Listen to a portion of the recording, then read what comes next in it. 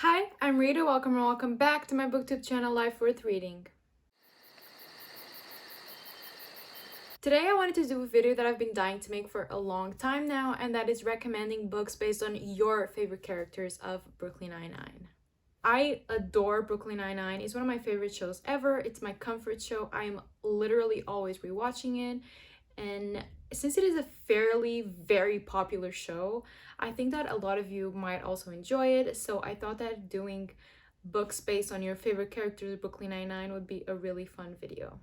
Basically, how these recommendations work is that I'll be basing them on the actual characters themselves, so their likes, their interests, their personalities, and I'll be recommending books that either I see them eventually reading or that I would recommend to them if they're real people, or if you love a certain character and you identify with them, I also will be recommending these books to you.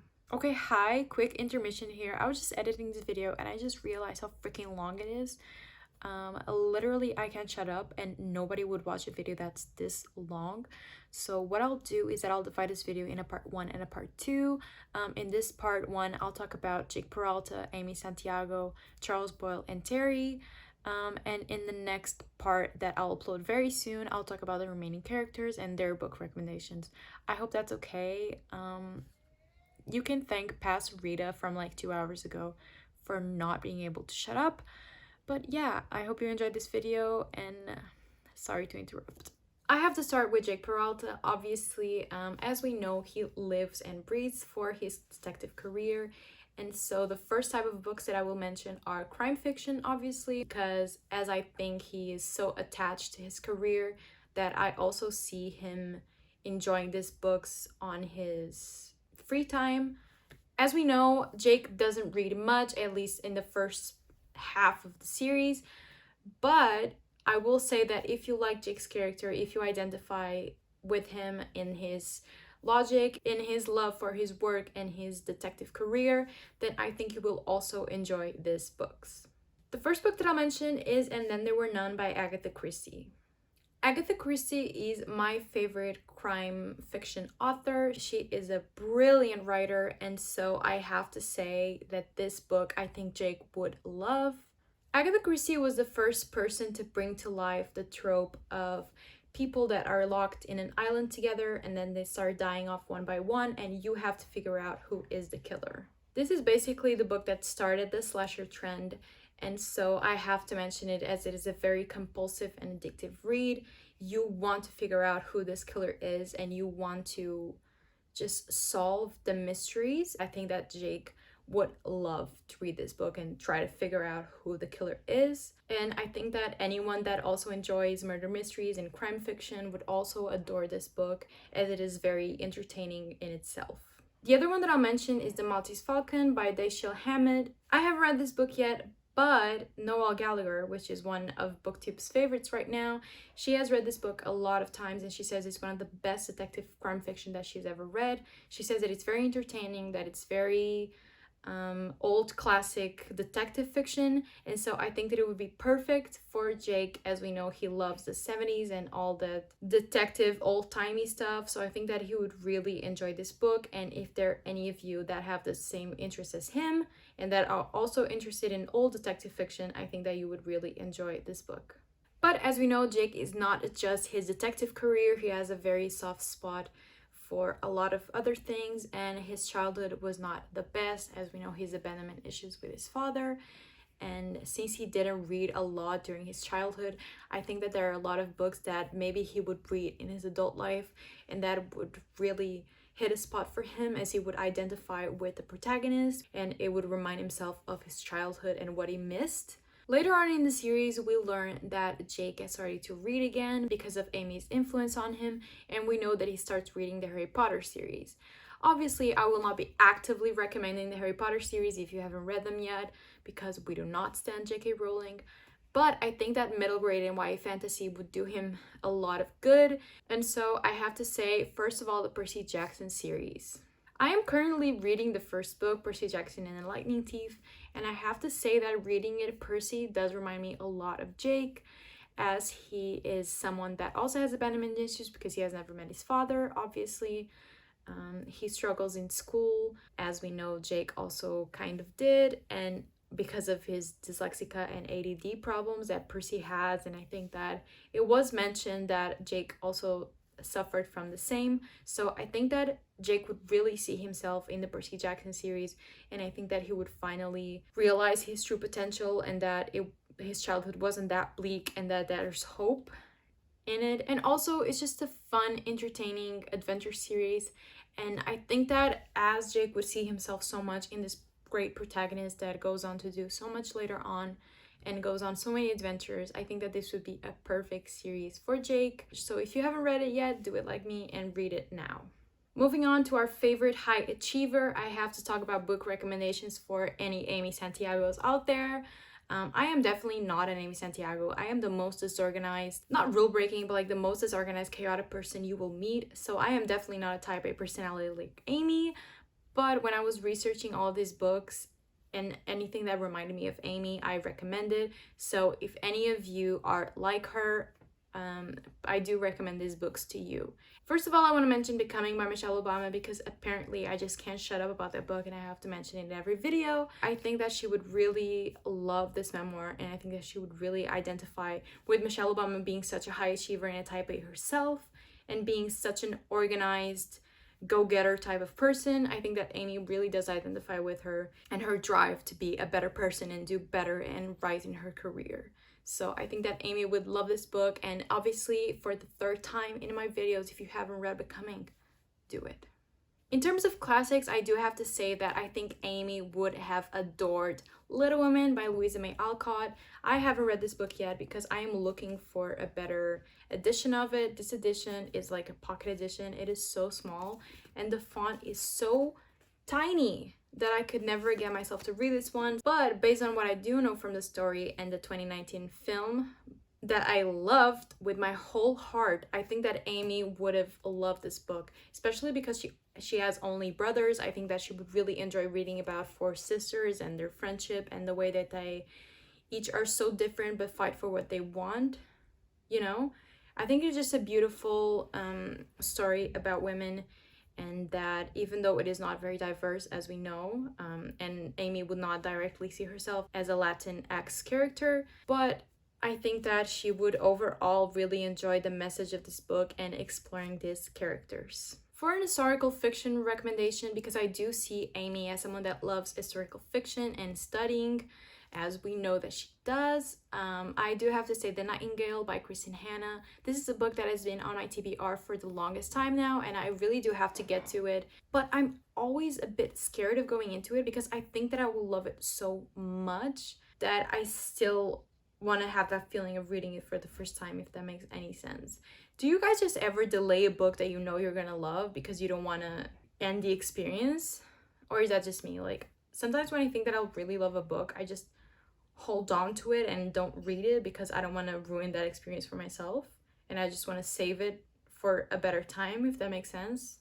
Maybe that's just me. Pretty much Nightingale follows two sisters as they deal with the Second World War in very different but equally valuable ways.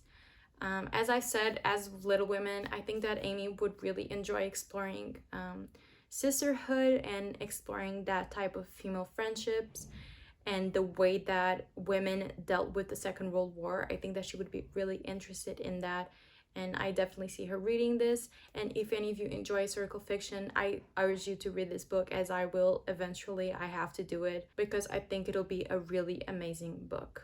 Then I have two nonfiction recommendations. I haven't read either of these books, but they are very high on my nonfiction TBR. And as we know, Amy is someone that loves learning and loves studying, and I think that nonfiction really is a genre for her. And so I have to say that these books seem perfect for her and for anyone that also wants to learn more and that maybe identifies with Amy's character. The first one I have to mention is Hood Feminism by Mikki Kendall. I definitely see Amy reading this to learn more about intersectional feminism. Obviously, she is already a non-white character, so I don't think that she would have the same bias as white people do, or as white women do, but I definitely see her wanting to learn more and do better to herself, to her community, and to learn more about how to be even less biased with your feminism and how to really strive for that perfect intersectional feminism that includes everyone. And the other nonfiction memoir that I have to mention is Educated by Tara Westover. I've been kind of scared to read this book because I think it'll be a really emotional read. It is about, I think, a woman that is not allowed to go to school, and is about her fight for independence and her fight for education. And I think that despite that being such an important topic of like the show, I think that Amy would also be very passionate about this because, as we know, she is very passionate about education. So I think that she would really enjoy learning more about this topic and about women's fight for education. Next up, we have Charles Boyle. I do not have a lot of recommendations for Charles Boyle or for anyone that maybe identifies with him, but I did my best to try and find some that would fit his character the best. The first one that I came up with was With the Fire on High by Elisabeth Acevedo. I haven't read this book yet. It's one of the Elisabeth Acevedos that I haven't read, but I think it'll be really interesting, and it does fit his character a lot because it is about a teen mom that's very passionate about food and about just being a chef. I believe she wants to be a chef. I could be totally wrong, but I know it has a lot to do with food. And as we know, Charles Boyle is a foodie. He is very passionate about food and meals and food making. So I think that this would be a perfect recommendation for him and for any of you that also identify with that trait of his. So yeah, With the Fire on High by Elisabeth Acevedo. Another Charles Boyle classic trait is his softness. We know he's a softie at heart, and he does not try to hide this at all. So basically, I just try to imagine the cutest book that I could think of, and that is definitely The Three Dragons Society by Katie O'Neill. This book is just so adorable. It is a series now, I believe. I think there are 2 or 3 out there, and it just seems like literally the cutest thing ever. And I could definitely see Charles reading this to his son, to Nicolaj. I could definitely see that happening, and it's just like kind of warms my heart thinking about it. And yes, this is a children book series, I believe. It is very inclusive, it is very diverse, and it's just so flipping cute. Like the illustrations are just so cute. It had to go to Charles Boyle. Next up, I want to talk about Terry. So as we know, Terry is also a big softie at heart, and he does not try to hide this at all. Even though he's also like a tough guy, we know that he's a softie and that he loves anything that's cute or family related or love. So I have some recommendations on that regard for him and for any of you that love Terry's character or identify with him. Terry's favorite book series in the show is The Skyfire Cycle by DC Parlov. Obviously this is a fictional series, but it seems very heavily inspired in real fantasy book series. So I do have some high fantasy recommendations for any of you that also enjoy them. I have to say, out of all of the recommendations that I do on this video, these ones are the least likely for me to get to because I am not yet a big high fantasy reader. I do not read expansive, huge high fantasy series. So all of these recommendations are because other people have mentioned them and that they love them. The first one that I'll mention is one that I thought would be a standalone, but apparently it will be a trilogy, and that is The Name of the Wind by Patrick Ruthfoss. Basically, this is a really high fantasy that does focus on the whole life of this magician, if I do remember it correctly. Magician, wizard. I really don't know the right term for this, but it's something that I see Terry loving, and that everyone that has read it seems to love it, so it must be good. I also see Terry reading like the Hobbit and Lord of the Rings series by J.R.R. Tolkien. I could be totally wrong on this, but it seems like something that he would enjoy, since it was kind of the same as the book he was writing later on in the series, like the elves and the kingdoms.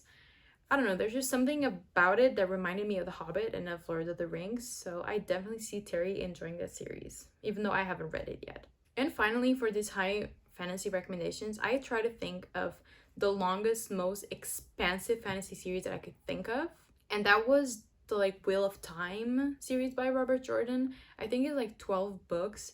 He didn't write all of them because he did eventually pass away and pass on his writing to Brandon Sanderson.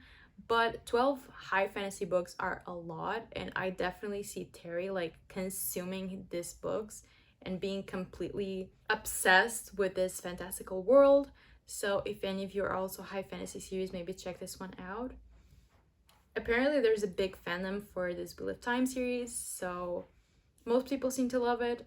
And for like the softness part of his character, I do have to say that I definitely see Terry loving The House in the Cerulean Sea by T.J Klune. This is a book that's very, very, very high up on my TBR. I think I'll be getting to it next month. And I don't know, just like when people describe it to me, like middle grade but for adults, and all these children with special powers, and I don't know, it just seemed like something that Terry would love.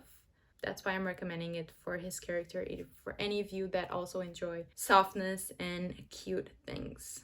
Okay, so those are my book recommendations for the Brooklyn Nine-Nine characters and for your favorite characters if you identify with any of them. Do let me know if you agree with me or not. Who is your favorite character? And I hope that you enjoyed this video because I really had fun researching and making this. I don't think there's any video like this on BookTube. I could be wrong, but I didn't find any. And yeah, like if you're a fan of Brooklyn, if you love it as much as I do let me know in the comments so we can like fangirl about it together. Overall, I hope you did enjoy this video. If you did, give it a thumbs up and subscribe to my channel for more bookish content. And I'll see you in my next video. Until then, always remember that life is worth reading.